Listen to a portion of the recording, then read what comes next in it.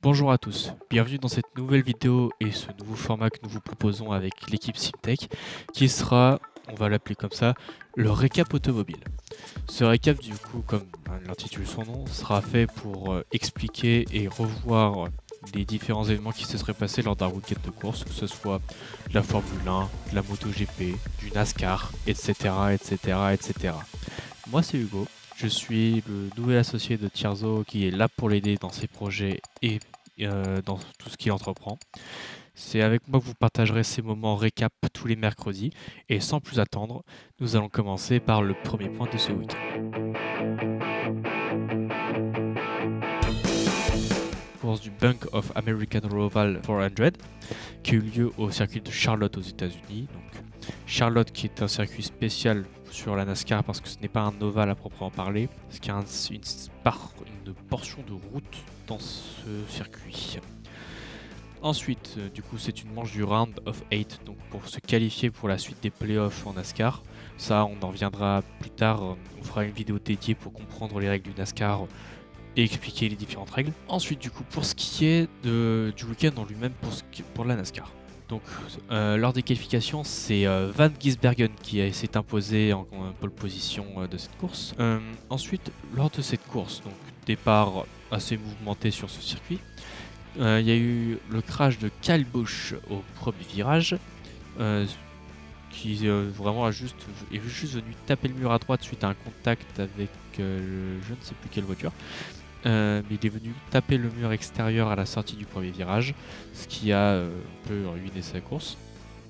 Donc suite à cela, lors du premier stage, donc la première partie de la course, il y a eu une grosse bataille entre Tyler Reddick et Van Gisbergen pour la première position tout au long du stage. Une fois ce stage terminé, donc tout le monde est rentré dans les stands, a changé ses pneus, refait le plein, etc. etc., etc. Lors de ce deuxième stage, il y a Cindric qui a fait un spin lors du 33e tour de ce stage.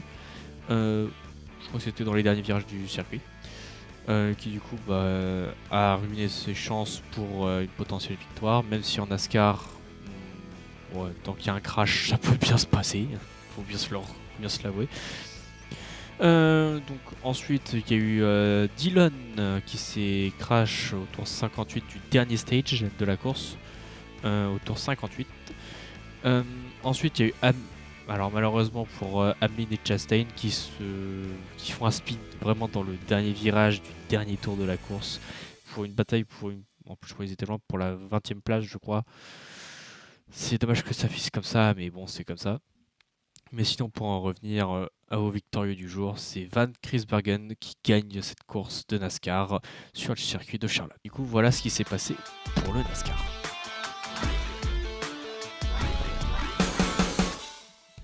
Donc, pour en venir maintenant au Grand Prix. Donc, ce Grand Prix fut chargé en termes d'émotions, de chute et de rebondissement. Donc, lors du départ, c'est Pedro Acosta qui prend le meilleur départ et qui prend le large dès le début du premier tour. Suivi au 3e ou 4e virage, la chute de Marc Marquez et Bezzecchi. Malheureux, Marc Marquez étant plus lent que Marco Bezzecchi. Marco Bezzecchi n'a pas pu anticiper cette lenteur dans la section rapide du circuit et a emmené Marc Marquez dans les graviers avec lui. Suite à cet incident, Marc Marquez s'est blessé en se premièrement déboîtant l'épaule, mais on a appris plus tard que c'était une luxation de son épaule droite. Donc 2GP qui ne participera pas lors des 2 prochains. Toutes nos pensées vont envers lui et espérons qu'il se remette vite pour qu'il revienne à la compétition, même si du fait qu'il soit déjà sacré champion du monde, mais tout de même. Ensuite, du coup, on continue la course. Joan Mir est tombé également au tour 2, dans le même virage que Marquez et Bezzecchi. Et Marc Marquez a chuté également dans le tour 9, dans le dernier virage. Mais Marquez, on a eu une impression cette année d'incompréhension entre lui et sa moto. On a l'impression qu'il ne la comprend pas, il n'arrive pas à la manier. Parce que c'est, entre guillemets, pas normal que lui, P15, n'arrive pas à gérer sa moto alors que son coéquipier Marc Marquez est littéralement champion du monde. Donc il y a sûrement un peu d'incompréhension et on espère qu'ils trouveront vite une solution à ces problèmes pour qu'ils reviennent en force pour les prochaines saisons. Donc ensuite, durant toute la course, on a eu une grosse bataille pour la deuxième place entre Acosta, Marini et Fernandez qui se donnaient vraiment coup pour coup. Ils n'hésitaient pas à se pousser, c'était propre. Une bataille vraiment magnifique. Mais ça a permis à Ferdinand de Guerre de s'envoler en première place et vraiment de partir hyper loin. Et du coup, sans surprise, victoire de Ferdinand de Guerre qui gagne avec plus de 10 secondes d'avance sur Acosta et Marini.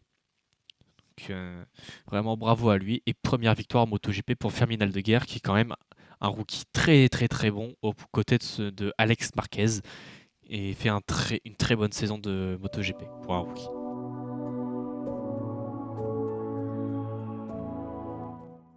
Maintenant, on va commencer le Grand Prix de Singapour. Donc Singapour qui a été relativement plat, il ne s'est pas passé grand-chose, mis à part quelques événements tout de même. Donc tout d'abord, on va commencer par l'équification avec un record de circuit pour George Russell ainsi qu'une pole position en 1 minute 29 et 158 secondes. Centième, pardon.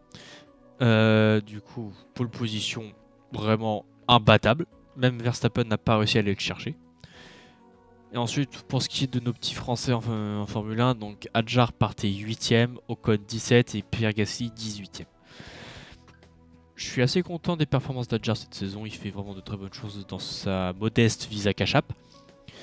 Mais pour Ocon et Gasly, c'est le fond du trou. Que ce soit l'Alpine qui marche pas ou As qui expérimente des choses, même si As fait une meilleure saison qu'Alpine. As a plus de potentiel, je trouve, mais Alpine est vraiment au fond du trou. Donc maintenant pour passer au Grand Prix, donc le Grand Prix a été vraiment plat de A à Z. Il n'y a pas eu vraiment de dépassement. Le départ s'est bien passé, Russell s'est envolé, Verstappen n'a pas pu le rattraper. Mis à part le contact entre les McLaren au premier virage, suite à un, on va dire, manque de réaction de Norris qui a freiné un chou trop tard, est venu chatouiller la boîte de vitesse de Max Verstappen avant de venir tasser son coéquipier contre le mur au virage 3. Donc, bon. Suite à cela, une course relativement plate, il ne s'est rien passé jusqu'au tour 45, où là notre cher ami Nico Hülkenberg a fait un joli spin en bloquant les roues arrière au virage 7. Donc virage 7, c'est après la première section de DRS, après la ligne droite des stands. Donc ligne droite des stands, virage 1, 2, 3, virage 4 qui ramène sur une ligne droite. Dans cette ligne droite DRS, là, et sur cette fin de ligne droite, petit spin, heureusement rien de cassé, que ce soit la voiture ou même lui-même. Et après, suite à cela, on assistait à un petit train DRS jusqu'à la fin de la course du P1 au P7. Et du coup, victoire de George Russell à Singapour. Et McLaren sacré champion du monde de Formule 1 2025. Donc on peut les applaudir tout de même. Maintenant, pour en revenir au championnat pilote, je vais donner mon avis personnel. Pour moi, ça sera Oscar Piastri champion du monde cette année. Pourquoi ? Parce que moi, je trouve que Lando Norris, en début de saison, a fait énormément d'erreurs que tu ne fais pas quand tu es un prétendant au titre de champion du monde. Max Verstappen, toujours dans la course au point, pas très loin derrière les McLaren, mais pour moi, ne dispose plus d'assez de courses pour remonter suffisamment pour espérer gagner le titre cette année. Même si on voit que depuis quelques courses, il remonte gentiment sur les McLaren, mais ça ne sera pas suffisant parce que McLaren, Mercedes et Ferrari se battent maintenant tous les week-ends pour gratter un maximum de points. Malgré que McLaren ne peut plus être rattrapé pour le point constructeur, il continue d'engendrer les points pour le championnat pilote. Ferrari est en grande lutte avec Mercedes pour la deuxième place constructeur. On verra où ça nous mènera, mais pour l'instant, avantage à Mercedes. Nous verrons ce que ça donnera au Texas. Donc piste chaude, s'il pleut pas. Donc qui devrait normalement avantager les Ferrari vis-à-vis de la préservation des pneumatiques, parce que la Mercedes a rendu horreur les pistes chaudes. Je dis ça, mais Singapour, ils ont réglé le problème, ils ont poutré tout le monde.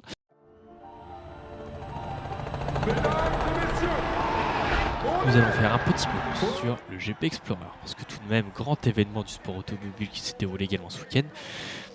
Je vais faire un résumé global, je vais pas trop m'y attarder parce que c'est pas vraiment du professionnalisme, c'est plus une promotion du sport automobile, c'est pas une compétition à proprement parler. C'est plus pour le fun et pour faire découvrir le sport auto aux gens. Les influenceurs ont été invités à cet événement, notamment une écurie américaine et une écurie espagnole. Donc il y avait Carchez, Ludwig,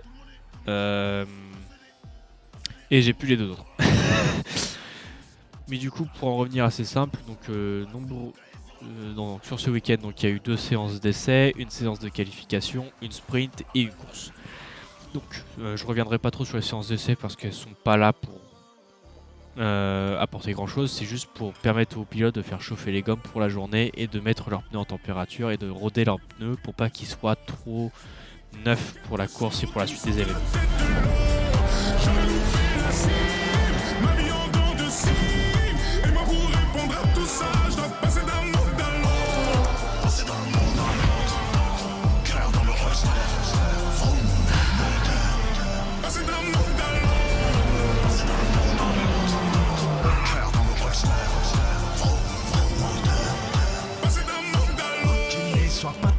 Je suis pessimiste comme optimiste. J'arrive en star comme Optimus Prime. Évidemment, je remplis ce stade. Cherche une line comme Jesse Pinkman. Je vis comme Hitman. Estepona, yo I can. Ça fait vrum vrum comme à Culiacan. Gasolina, gasolina. Portofino, Testarossa. Gasolina, gasolina. Motherfucker. J'attends qu'on me délivre. Je veux qu'elle veut quelque chose. C'est pas les deux, j'ai quelque chose qui me sort de la tête.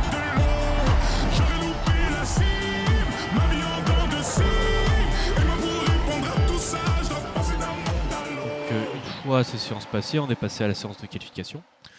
Survolé par Carchez qui a signé la pole position et de loin. Je n'ai plus le chrono de la pole position, mais il me semble que c'était une 41.9 ou quelque chose comme ça. Donc ensuite, pour en revenir rapidement à la course sprint, c'était un peu le bazar. Carchez s'est envolé. Katsub qui était juste derrière lui a spin et a fini la course dans les bas-fonds. Et voilà, après il s'est pas passé grand chose, il y a eu quelques dépassements assez géniaux, bien préparés et bien soignés. Pour des personnes qui de base ne font pas de sport automobile, je trouve que la course a été hyper propre. Ensuite, donc avant de venir à la course principale, il y a eu un événement. Nos 4 légendes du GP Explorer, donc Sylvain, vainqueur du premier GP, Despiello, vainqueur du deuxième, Étienne, l'éternel 3e de ce GP, et Le Bouzeux, l'éternel 4e, se sont affrontés dans une course en LMP4, dans des Ligier JSP4 au Mans. Donc, ces voitures-là sont bien plus puissantes que des Formule 4, et c'est vraiment un accès prototype. Donc c'est des voitures boostées pour être au plus aérodynamique possible. C'est pas la catégorie Rennes, c'est pas des hypercars, c'est pas des LMP1, c'est pas des LMP2, mais c'est déjà énorme en termes de puissance et de performance comparé à des F4. Donc, lors de cette course, il y a eu beaucoup de choses. Donc, départ, 4 de front dans la courbe d'Allop. 4 de front. Normalement, c'est un truc qu'on ne fait pas ici à cet endroit. C'est quelque chose qui ne se fait pas. Donc ensuite, arrivé à la chicane d'Allop, donc il y a Sylvain qui tire tout droit parce qu'il a bloqué Étienne, était placé à l'intérieur à la première chicane, donc mal placé, donc il a été obligé de tirer tout droit.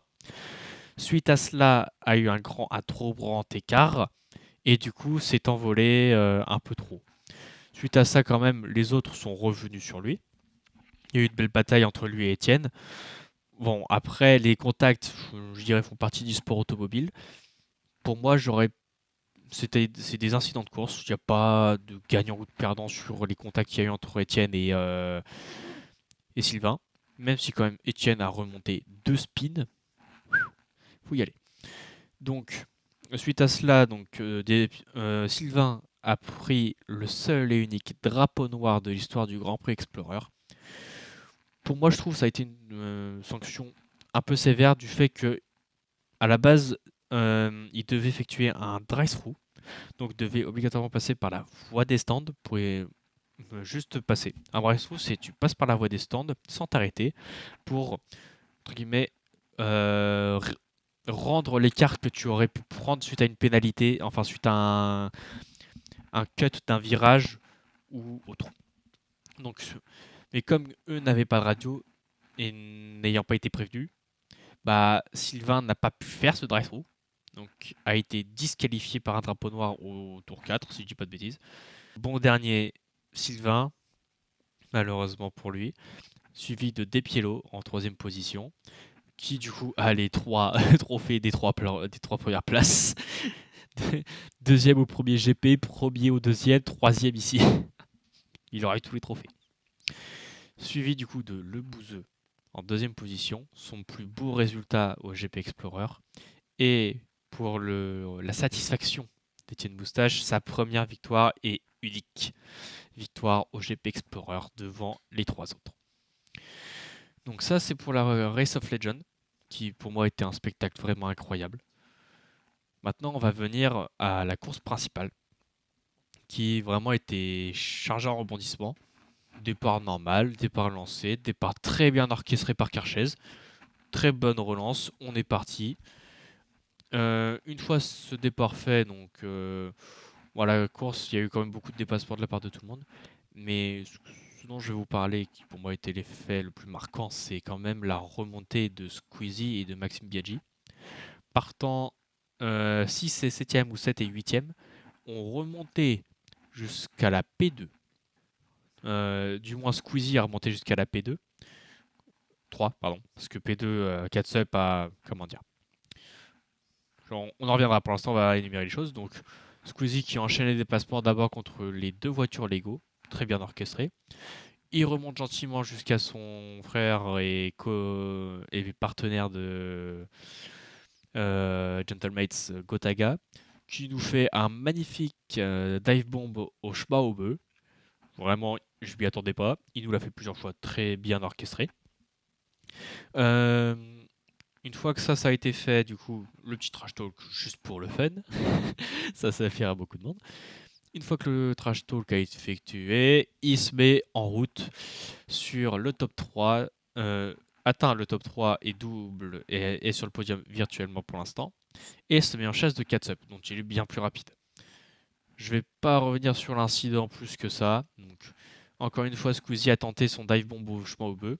Pour moi, catch-up aurait dû, parce que au moment où Squeezie attaque, c'est pas encore la zone de freinage, donc catch-up aurait dû regarder dans ses rétroviseurs et voir que Squeezie était là. Et pour moi, c'est clairement catch-up qui ferme la porte à Squeezie, et Squeezie on va dire en bonne gentillesse n'a pas voulu forcer pour éviter de créer un crash et que leur course se termine tous les deux. Moi je trouve très honorable. Du coup ça fait un spin, mais malgré ça il remonte ce spin, il remonte très loin, mais lors du dernier tour il est arrivé sur une retardataire qui était Bagheera, qui ne l'a pas laissé passer comme le dit la règle du drapeau bleu. Sauf que du coup, ça a créé un back dans les derniers virages pour ces deux-là. Bagheera a pu finir la course, mais pas Squeezie. C'est une fin triste pour l'organisateur de ce Grand Prix Explorer, mais c'est le sport, malheureusement. C'est comme ça, mais il peut quand même être fier de ce qu'il a accompli. C'est vraiment un très bel événement qu'il nous a offert pour nous en tant que fans de sport automobile. Même pour toute personne en général, c'est un très bel événement. Après, du coup, victoire de Carchez lors de cette course, qui vraiment était... Il l'a géré d'une main de maître, mais rien à dire sur comment il l'a géré. Il l'a hyper bien géré sa course. Donc suite à cela, Squeezie nous a expliqué qu'il souhaitait mettre en place une ligue pour Sim Racer en tant pour tout simplement promouvoir les personnes qui n'ont ni l'argent pour aller faire du karting ou qui n'ont tout simplement pas eu leur chance de pouvoir se promouvoir dans une ligue de Formule 4, et le vainqueur de cette ligue remporterait un paquet dans une saison de Formule 4 officielle, ce qui permettrait de lancer véritablement la carrière de quelqu'un. Moi je dis que c'est un très beau projet parce que beaucoup de sim racers n'ont pas la chance de pouvoir montrer leur talent dans une vraie voiture. À voir si ce projet aboutira. Moi, je l'espère personnellement parce que le nombre de sim racers dans ce monde qui ont une étincelle, un talent fou, qui n'ont tout simplement pas eu leur chance de montrer ce qu'ils étaient capables de faire au volant d'une vraie voiture. Et bien sûr, c'est la fin de ce tout premier récap automobile. Merci à tous de l'avoir suivi. Nous retrouvons le mercredi 22 octobre à 13h pour le prochain. J'espère que cette vidéo vous a plu et on se retrouve prochainement. Ciao. Sincèrement, merci du fond du cœur. Il y a eu une ambiance qui nous a réchauffé le cœur à tous et toutes. C'était une course extraordinaire, c'était un moment extraordinaire. Franchement, je suis trop fier d'Internet. Tu peux pas prendre soin de moi, j'ai promis d'être honnête avec toi. Mais je peux pas te dire ce que je sais pas. Je suis trop fier de tous les pilotes. Est-ce qu'on peut refaire du bruit pour eux s'il vous plaît? Du bruit pour tous les pilotes. C'était pas facile ce qu'ils ont vécu. Et ils ont tellement été incroyables pendant tous les entraînements, pendant le week-end de course. Merci les amis, je vous aime, merci pour la confiance. Vous allez me manquer, les colonies, ça va me manquer. Vous allez me manquer aussi ici, putain.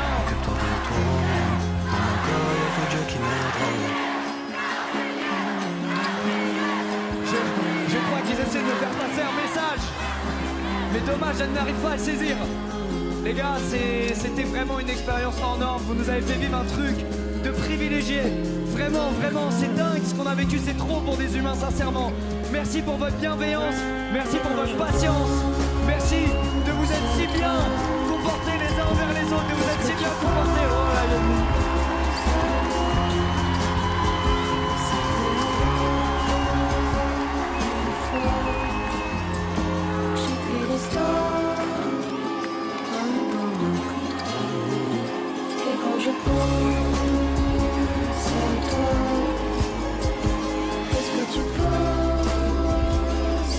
C'est magnifique, merci. Je